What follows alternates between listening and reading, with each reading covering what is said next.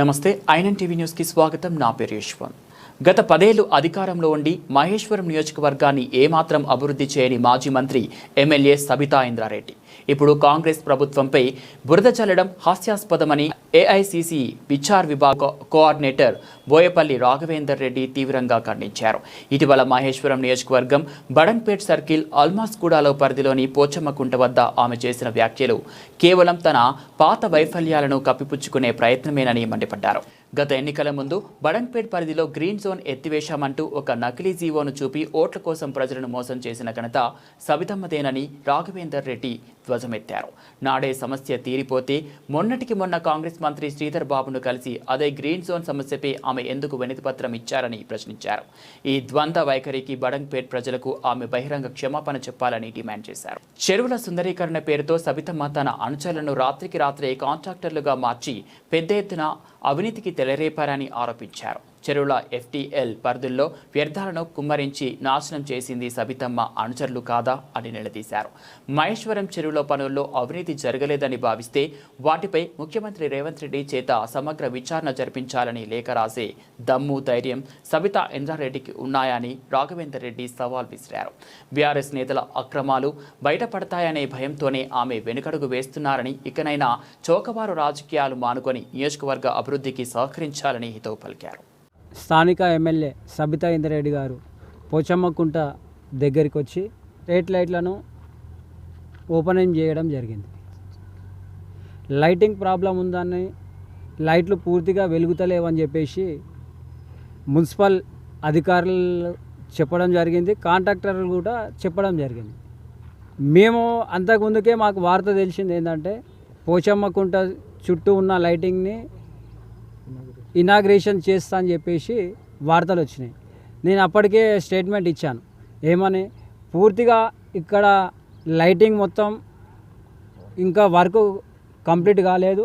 ఇక్కడ 11 kb ఉంది. ఇక్కడ 3 సైడ్ల లైటింగ్ అయింది కానీ 1 సైడ్ లైటింగ్ కాలే. ఇక్కడ డ్రైనేజ్ వెళ్ళాలి, అవుట్లెట్ డ్రైనేజ్ వెళ్ళాలి. ఇంకోటి ఏంటంటే ఇక్కడ 11 kb ఉంది కాబట్టి మేము ఇక్కడ సబ్స్టేషన్ ఉన్న ఏఈ గారికి డిఈ గారికి కలిసి వారికి చెప్తే వారు సానుకూలంగా స్పందించి మేము తొందరలోనే మీరు ఒక లెటర్ ఇవ్వనంటే నేను కూడా ఒక లెటర్ ఇచ్చాను. ఆ లెటర్ ప్రకారం వాళ్ళు కూడా మున్సిపల్ నుంచి ఒకటి చేయాలంటే మేము డీసీ గారికి కూడా చెప్పినాం, ఇస్తానండి అని చెప్పేసి అన్నారు. ఈ మధ్యలోనే వీరు సబితా రెడ్డి గారు వచ్చి హడావిడిగా ఎలక్షన్ హడావిడిగా వచ్చి ఇది ఎక్కడో కొంప మునిగిపోయేటట్టు ఏముందని ఇక్కడ చూసిరు కదా, ఏముంది, కనీసం లైటింగ్ ఏర్పాటు చేసిర్రు. లైటింగ్ మీరు స్థానిక ఎమ్మెల్యే, మీరే రిబ్బన్ కట్ చేయండి, లైట్ బటన్ నొక్కండి. స్థానిక ఎమ్మెల్యే కాబట్టి మీరు చేయండి, మాకు ఇలాంటి అభ్యర్థన లేదు. కానీ ఇక్కడ ఏది అభివృద్ధి జరగకముందే మీరు అభివృద్ధి జరిగింది అంటే ఇది మధ్యలో ఆగిపోవాలా? ఇప్పుడు స్విచ్ చేసిర్రు, లైట్లు వచ్చినాయి. ఎన్ని లైట్లు వచ్చినాయి? కనీసము ఇక్కడ డ్రైనేజ్ వాసన ఉంది. మొత్తం ఇదంతా అధికారుల దృష్టికి మీరు తీసుకోవాలి. ప్రభుత్వం మాది ఉంది, అధికారుల దృష్టికి తీసుకెళ్ళండి. మీరు ఏది కంప్లీట్ కాలేదు. ఇక్కడ 3 కోట్ల రూపాయలు అని చెప్పేసి అంటున్నారు. ఈ సుందరీకరణ పోచమ్మకుంట చెరువుకి 3 కోట్ల రూపాయలు అని చెప్పేసి మీరే అన్నారు స్వయంగా. 3 కోట్ల రూపాయలు ఎక్కడ పోసిరు? దాదాపు ఒక 70-80 లక్షలు అయినట్టు కొడుతుంది ఇక్కడ.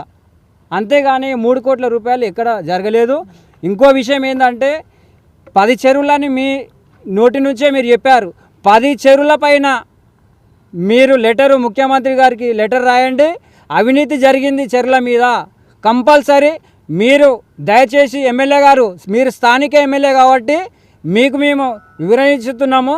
మీరు కంపల్సరీ మీరు ముఖ్యమంత్రి గారికి ఈ చెరువుల పైన అవినీతి బయటపడాలి. అప్పటి వరకు మేము ఊరుకునే ప్రసక్తే లేదు. వినాయక హిల్స్, తిరుమల నగర్, శ్రీశివమ్స్ ప్రతి ఒక్క కాలనీలు మొత్తము డ్రైనేజ్ వచ్చి వర్షం వచ్చినా డ్రైనేజ్ వచ్చినా మొత్తం ఇక్కడ ఈ చెర్లకు వెళ్తుంది. ఇక్కడ నుంచి ఎక్కడ వెళ్ళాలి?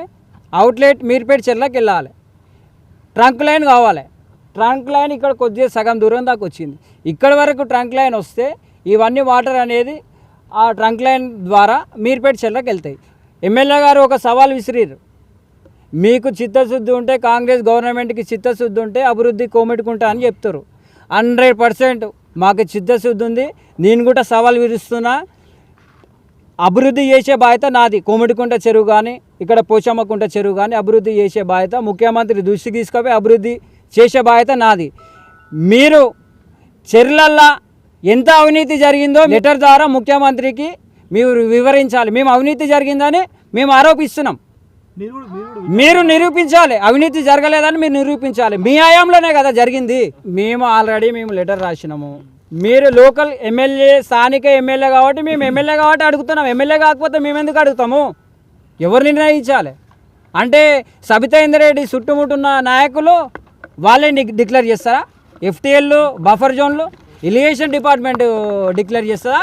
స్థానికంగా ఉన్న వాళ్ళు ఎమ్మెల్యే గారు మనుషులు డిక్లేర్ చేస్తారా? పూర్తి స్థాయిలో ఇది కూడా ఎంక్వైరీ జరుగుతుంది. బఫర్ జోన్ అయినా ఎఫ్టీఎల్ అయినా ఎక్కడున్నా వాళ్ళు మార్చినా కానీ అధికారులు కూడా గుర్తుపెట్టుకోవాలి. ఎక్కడ ఏ ఉన్నా కానీ చట్ట ప్రకారంగా మీరు చేయండి. ఇంతకుముందు ఏం చేశారు? 50 ఇనాగ్రేషన్లు, 70 ఇనాగ్రేషన్లు, 100 ఇనాగ్రేషన్లు ఎక్కడ పోయినాయి? రోడ్డు తవ్వి డూప్లికేట్ పేపర్లు పెట్టి అభివృద్ధి చేస్తున్నామని చెప్పి కాలనీ ప్రజల దగ్గర మొత్తం ఓట్లు దండుకుంది సబితా ఇంద్రారెడ్డి. గ్రీన్ జోన్ అన్నారా? బఫర్ జోన్ అన్నారా? ఏమైనాయి? పాలాభిషేకాలు, పూలాభిషేకాలు. కాలనీ వాళ్ళు బాధపడుతున్నారు వీళ్ళంతా. సబితా ఇంద్రారెడ్డి గెలిచి ఎన్ని సంవత్సరాలు అవుతుంది? 2.5 సంవత్సరాలు అవుతుంది. శ్రీధర్ బాబు మొన్న గుర్తుకొచ్చిండా? జిహెచ్ఎంసీ ఎన్నికలు జరుగుతున్నాయంటే అంటే కాలనీ వాళ్ళని మభ్య పెట్టడానికి మేము వెళ్తున్నాం.